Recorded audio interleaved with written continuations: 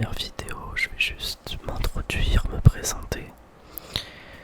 Ça va être une vidéo pas très longue, vraiment juste du chuchotement, pas de tapping, pas de trigger, juste du chuchotement simple. Donc moi, je me présente, je m'appelle Tom. Tom, Tom, Tom. J'ai actuellement 16 ans. 16 ans.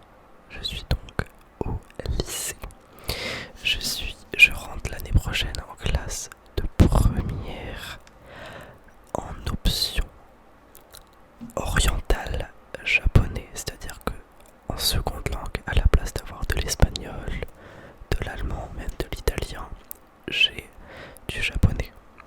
Et j'ai plus d'heures, je dois avoir 5 ou 6 heures par semaine de japonais. Ce qui reste un gros chiffre quand même, c'est donc en termes d'études, on est sur le même niveau que les sections internationales anglais. C'est donc assez compliqué, il faut beaucoup travailler. Mais c'est une section que j'apprécie beaucoup, vraiment beaucoup, les gens sont super, j'adore cette langue, j'adore ce pays, j'adore cette culture. Bref, j'adore ce truc. Aussi, je suis élève au conservatoire. Donc ça fait 10 ans que je suis au conservatoire. Là vous avez une basse, ce n'est pas mon instrument principal, j'en joue aussi. Peut-être que je ferai des vidéos avec un instrument doux. On verra ça plus tard. Donc oui, je fais pas mal d'instruments. Mon instrument principal c'est l'alto. Alors l'alto, qu'est-ce que c'est parce que comme c'est un instrument pas très connu, je vais l'expliquer. Je pense que vous voyez à peu près tout ce qu'est le violon. Et bien l'alto c'est un instrument très proche du violon, mais un petit peu plus gros et un petit peu plus grave. Pour les musiciens, même s'ils doivent savoir ce que c'est l'alto, c'est une quinte en dessous. C'est-à-dire que la note la plus basse du violon, c'est un sol. Et donc moi je peux jouer les notes d'en dessous, qui sont sol, fa, mi, ré et do.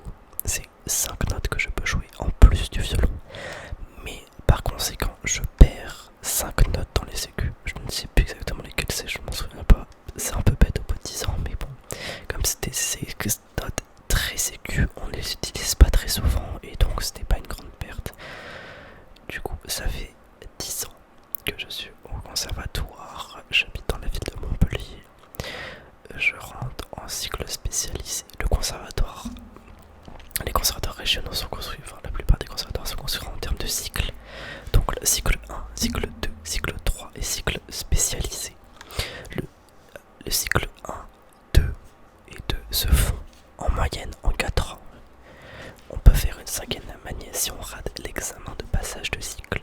J'ai réussi mon cycle 1 en 4 ans et j'ai fait mon cycle 2 en 3 ans car j'ai directement passé l'examen en 3ème année et l'ai réussi. J'ai donc pu sauter une année dans mon cursus. Là actuellement je suis en cycle 3, 3ème année, et je vais passer un examen en début d'année pour passer en cycle spécialisé. Le cycle spécialisé se termine en normalement 2 ans, mais si on bosse énormément, on peut le terminer en une année, ce qui peut être très bien pour ouvrir de grandes portes. Les débouchés plus tard, la plupart du temps, si on veut être musicien professionnel, un DEM, c'est ce qu'on obtient en validant un cycle spé, donc c'est un diplôme d'études musicales, ne suffit très peu pour être musicien professionnel. C'est l'équivalent d'un bac au lycée. C'est ce qui permet ensuite d'aller sur des études supérieures. Et donc moi par exemple, je veux être musicien et mon but ça serait d'aller au conservatoire national de Paris ou de Lyon. Lyon en préférence, pas parce qu'il est meilleur, parce que Paris est 4ème mondial et Lyon est 14ème ou 16ème mondial, il me semble. Je ne suis plus sûr du tout. Mais je vise Lyon car j'ai mon cousin qui réside là-bas, ça sera plus simple pour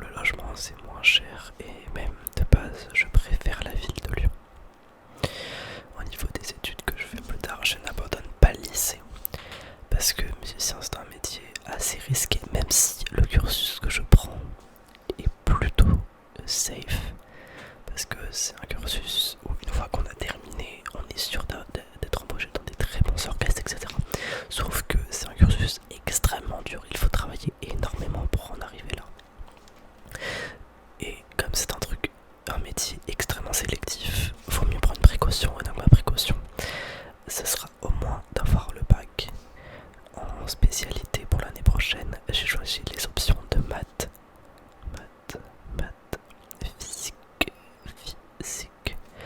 et NSI numérique et sciences informatiques. C'est l'équivalent de la SNT en seconde. C'est vraiment tout ce qui fait le code, le langage informatique, etc. Pourquoi je prends ces options? Alors, je prends mathématiques et physique parce que j'aime beaucoup ça, c'est des matières qui me résistent très bien. Et je prends NSI pour la simple et bonne raison que mon option de secours, si je n'arrive pas à faire carrière dans la musique, c'est le montage vidéo. C'est un truc que je fais déjà depuis pas mal de temps. Je suis rémunéré sur des applications comme Fiverr pour pouvoir monter des vidéos.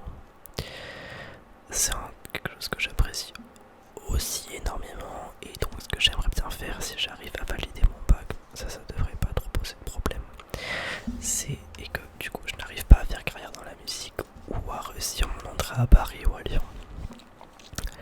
Mon but, ça serait d'abord de faire un BTS ou un but. Donc but c'est 200, BTS c'est 300 en multimédia, donc ça va être cadrage, montage, etc. Donc un truc très général. Pour ensuite rentrer à l'école au Louis Lumière à Paris, qui est une des meilleures écoles mondiales de cinéma et surtout de post-production.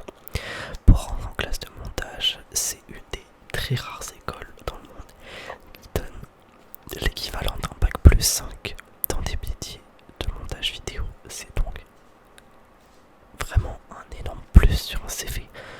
Un bac plus 5 sur un métier comme celui-ci, c'est très rare et ça permet d'ouvrir des énormes portes pour des gros studios.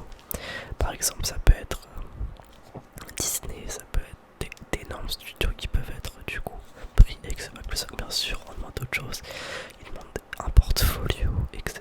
Mais ça, le portfolio, on le construit au fur et à mesure qu'on avance dans nos études.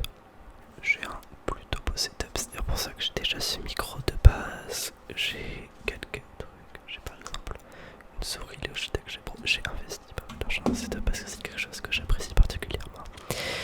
Et dans tous les cas, comme je fais déjà du montage vidéo, j'avais besoin d'investir dans un setup, donc comme ça j'ai fait d'une pierre deux coups.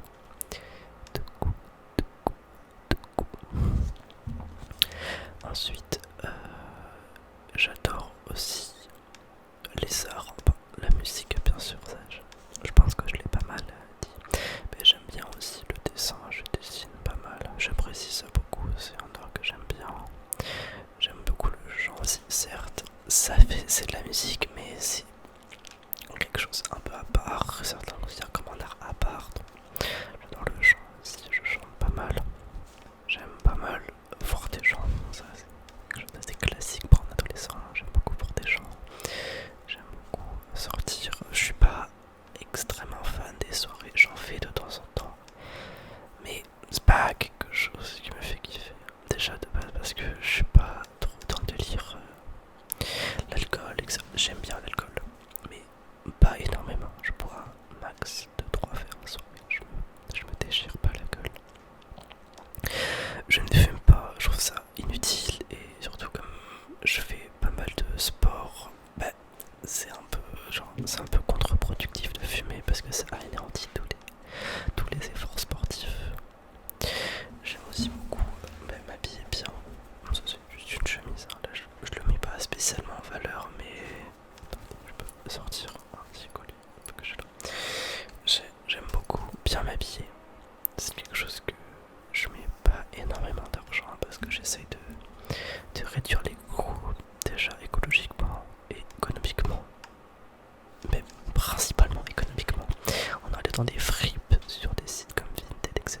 parce que c'est bien moins cher et on peut trouver des trucs d'excellente qualité, voire de marque à des prix relativement meilleurs.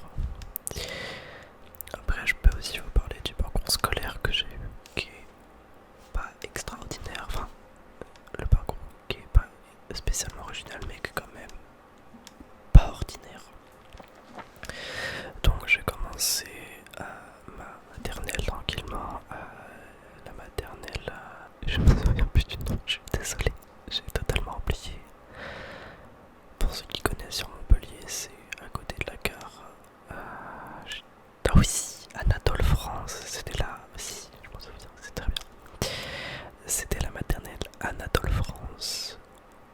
à côté de la gare de Montpellier. Donc je fais mes 3 années tranquillement. Ensuite, j'ai fait mon année de CP. Cette année, je l'ai faite à l'école Sévigné. À l'école Sévigné, une école. Ça se passait pas très bien.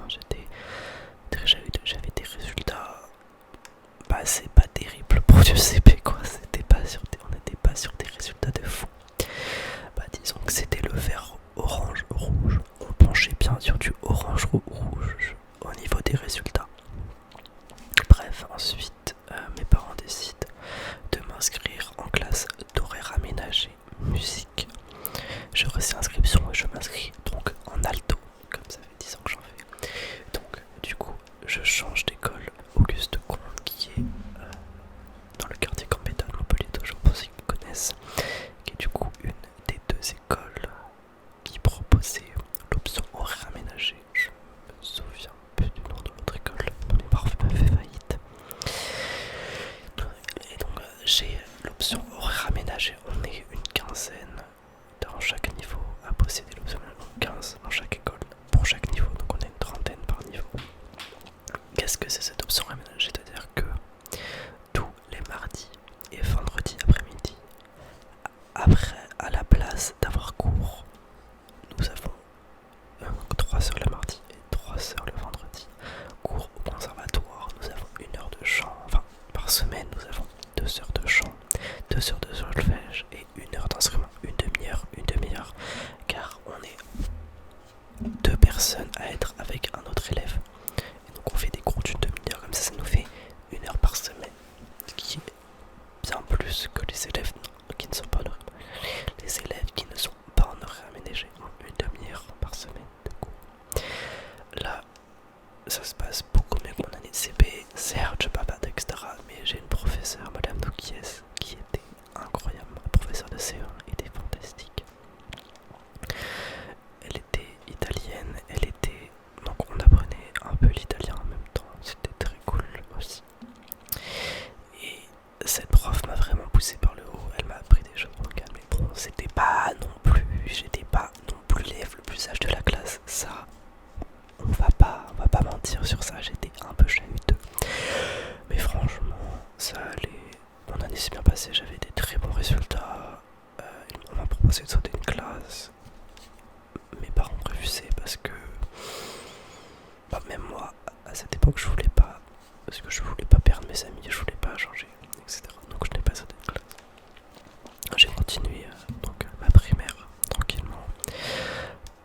J'avais des profs super, Monsieur Salomé et Madame Martinez que j'ai eu en CM1 et en CM2, une prof incroyable que j'ai revue récemment, que je parle des fois, c'est vraiment très cool. Et donc après je me suis rendu au collège Clémence Royer qui contenait lui aussi l'option horaire aménagée, que j'ai continué au collège. Et sauf qu'au collège c'était différent, c'était pas 2 jours dans la semaine, c'est-à-dire qu'au collège on avait cours à bloc le lundi et les autres matins. Et les autres jours à 14h30, voire 15h30 certains jours, on avait l'après-midi de libre pour pouvoir aller travailler au conservatoire. Donc on faisait tous les jours du 8h, 8h, 13h30, 8h, 14h30, 8h, 14h30, etc. Sauf le lundi, on faisait du 8h, 17h30. Journée à bloc, 7 heures de cours, grosse journée. Et comme ça, on avait les après-midi pour le conservatoire, ce qui est très bien, ce qui nous permet de travailler et de continuer un double cursus, enfin l'école classique plus un cursus musical. Une très bonne option que j'ai adoré faire, j'ai trouvé ça vraiment très cool. C'était vraiment bien. J'ai eu des profs bien, c'était un peu un collège de riches. C'était un public, mais c'était un bon gros collège de riches. Hein. Et donc après, au lycée, là où j'en suis maintenant, je suis au lycée Schutgest, qui est un lycée de langue, c'est pour ça que j'ai pris l'option japonais. Et cette fois, je me dis pas en horaire aménagé, j'ai le cursus classique du conservatoire. Je patauge pour pouvoir placer mes cours du conservatoire entre des trous ou les après le soir. Des fois, je finis à 21h, voire 22h, parce que j'ai pas d'autres moments pour placer mes cours du conservatoire. On fait comme on peut, on n'a pas le choix, c'est compliqué, mais bon. On avance pense pas